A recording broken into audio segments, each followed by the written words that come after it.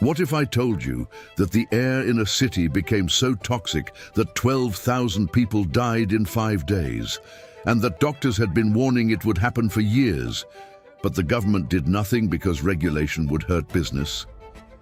If you are watching this, please subscribe. Every episode of If History Repeats explores moments when warnings were ignored and the disasters that followed.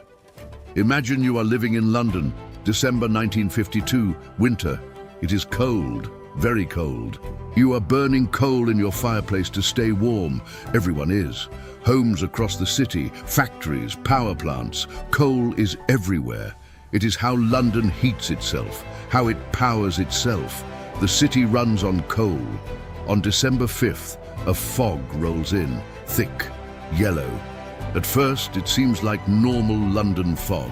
The city is famous for fog, but this fog is different. It does not lift. It gets thicker, denser. By the afternoon, you can barely see across the street. By evening, you cannot see your hand in front of your face. You step outside. The air burns your throat. Your eyes water. You start coughing. The smell is overwhelming. Sulfur, smoke, something chemical. This is not just fog. This is smog, a toxic mix of coal smoke and moisture, and it is blanketing the entire city. Transport stops. Buses are abandoned. Cars cannot navigate. Drivers get out and walk in front of their vehicles trying to see the road. Public transit shuts down. The city is paralyzed. But worse than the paralysis is what the smog is doing to people. Hospitals begin filling with patients. Respiratory distress. People cannot breathe. The elderly are hit first, then children, then people with asthma or lung conditions. But soon even healthy adults are struggling. The smog is poison. Every breath is pulling toxins into lungs. People start dying, in hospitals, in their homes, on the streets. Some collapse while walking. Others suffocate slowly in their beds. The death toll climbs, hundreds, then thousands. In just 5 days, December 5th to December 9th, 4,000 people die. But that is just the immediate count. In the weeks and months that follow, as people succumb to lung damage and heart failure caused by the smog, the total reaches 12,000. 12,000 people, killed by the air they breathed in one city. In 5 days, and here is what will make you furious. This was not a surprise. Doctors had been warning for decades that coal smoke was dangerous, that unregulated burning was poisoning the air, that a disaster was inevitable. But the government refused to regulate coal. The coal industry was powerful. Industries that depended on coal resisted any controls. Regulation was seen as bad for business, bad for the economy. So nothing was done. Until the smog came, and 12,000 people died. And only then, 4 years later, did the government pass the Clean Air Act. 4 years, 12,000 deaths, and then, finally, regulation. This is not a hypothetical scenario. This happened. The Great Smog of London, December 1952, 12,000 people killed by air pollution in 5 days. Doctors had warned, the government refused to act, and when the smog cleared, the bodies piled up in morgues. Undertakers ran out of coffins.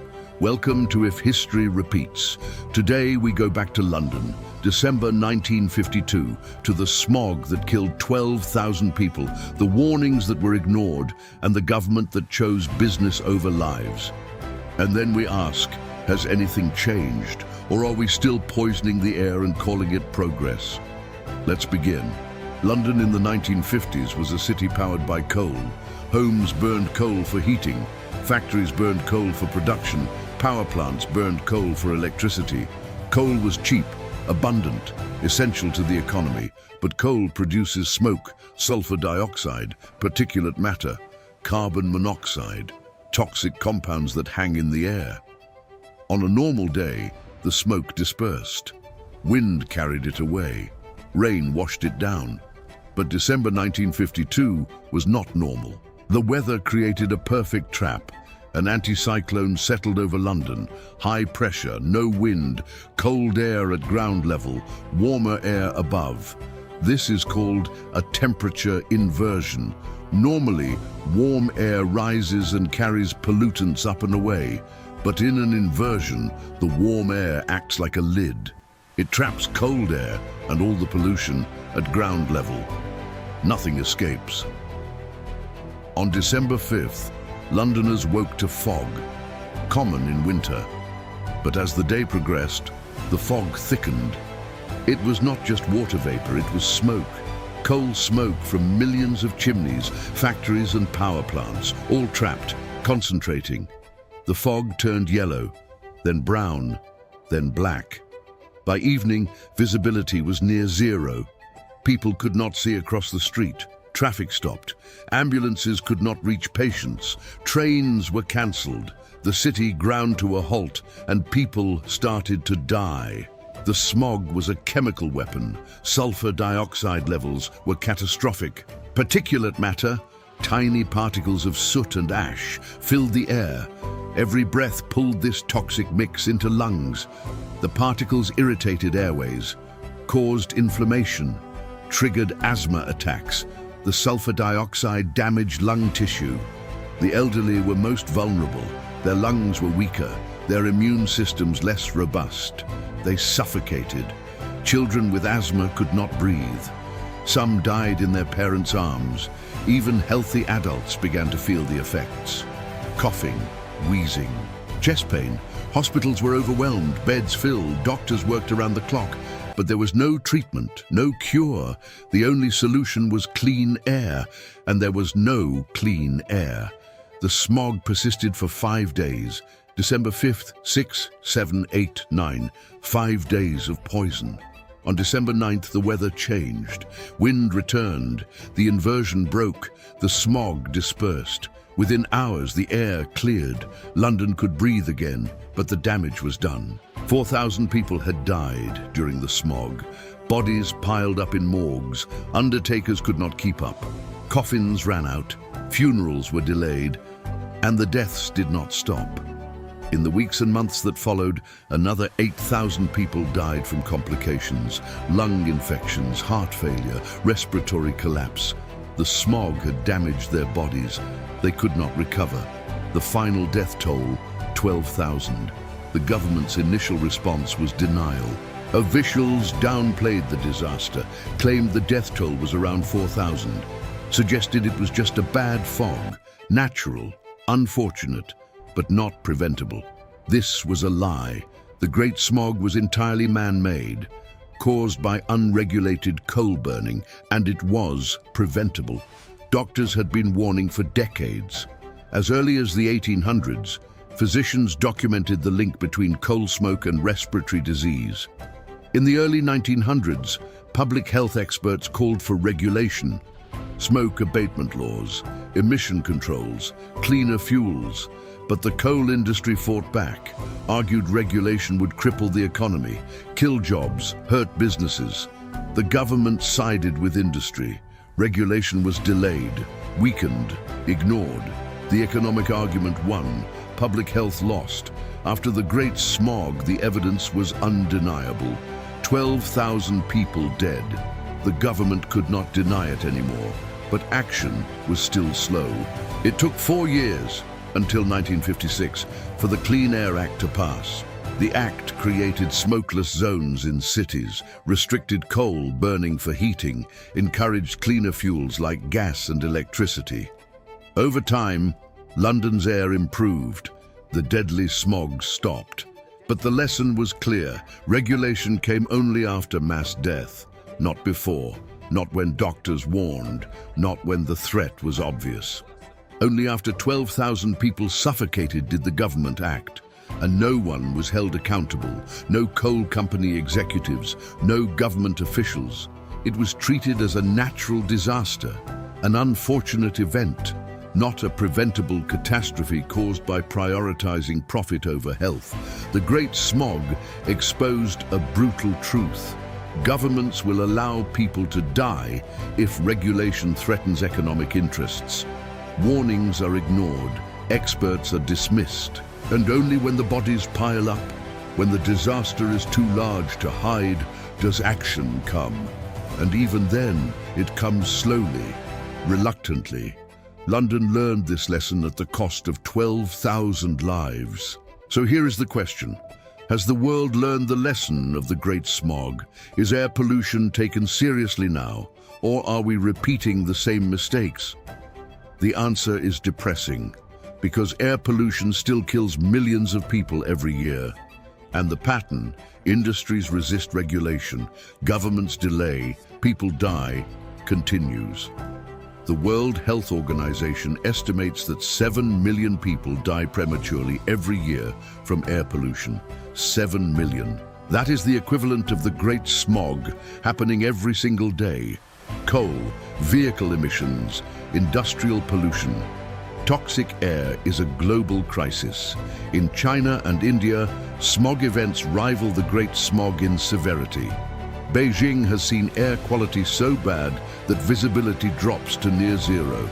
Schools close, people are told to stay indoors, masks become part of daily life.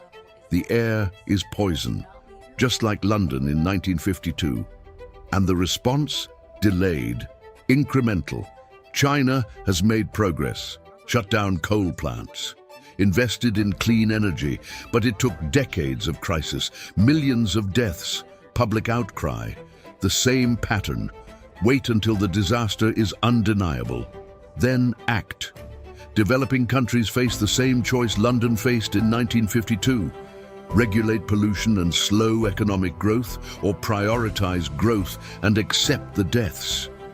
Too often growth wins. The argument is the same. Regulation hurts business, kills jobs, stifles development.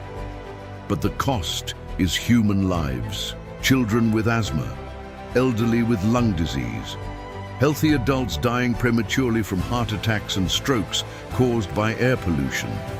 The deaths are invisible, spread out over years, not concentrated in 5 days like the Great Smog. But they are just as real. Even in wealthy countries, air pollution remains a problem.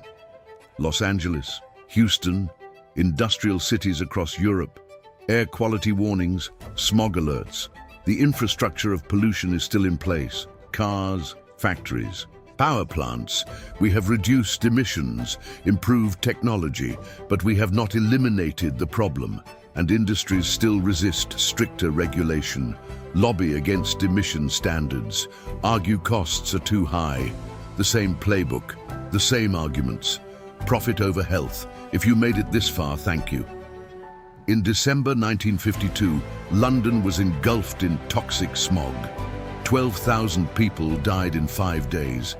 The smog was caused by unregulated coal burning. Doctors had warned for decades that coal smoke was dangerous. The government refused to regulate because it would hurt business. And when the smog came, people suffocated. Children, elderly, healthy adults. 12,000 lives. 4 years later, the Clean Air Act was passed. Too late for those who died. And today, 7 million people die every year from air pollution. The same pattern. Industries resist.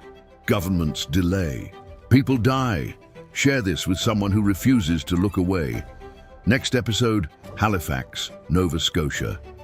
December 6th, 1917. World War I is raging in Europe. Halifax is a critical port. Ships carry troops and supplies across the Atlantic. On the morning of December 6th, 2 ships collide in the harbor. One of them, the SS Mont Blanc, is loaded with explosives, tons of munitions, TNT, picric acid, benzol fuel. The collision sparks a fire. The crew abandons ship. The Mont Blanc drifts toward the city, and at 9:04 a.m. it explodes, the largest man-made explosion in history before the atomic bomb. The blast obliterates the north end of Halifax. 2,000 people are killed instantly. Buildings collapse. Ships are thrown onto land. A tsunami follows the explosion. Fires rage across the city. 9,000 people are injured. And the disaster was preventable. The harbor had no proper traffic control. Ships carrying explosives were allowed into civilian ports. Warnings about the danger were ignored. Cost and convenience trumped safety. And when the ships collided, the city paid the price. I am if history repeats, and history always has something to say.